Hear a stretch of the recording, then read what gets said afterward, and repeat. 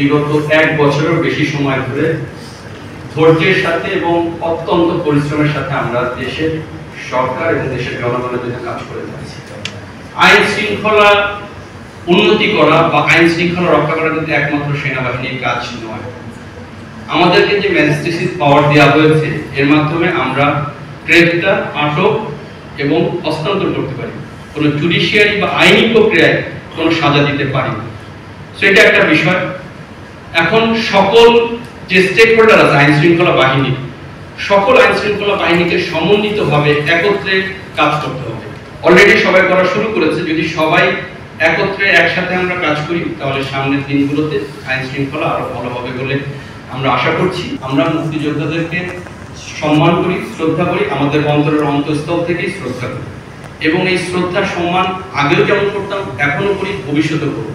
কোনো মব বা কোনো কিছু দিয়ে আমাদের মুক্তিযোদ্ধা বা মুক্তিযুদ্ধকে ছোট করার কোনো সুযোগ নেই। আপনারা জানেন যে মব একটি সৃষ্টি হয়েছিল মুক্তিযোদ্ধা ফজলুর রহমানের বাড়ির সামনে। এটা আমরা যখন মেসেজ পেয়েছি সাথে সাথে সেখানে আমাদের দায়িত্বপ্রাপ্ত ইউনিট ওখানে উপস্থিত হয়ে সেই সিচুয়েশনটাকে, পরিস্থিতিটাকে নিয়ন্ত্রণ করেছে।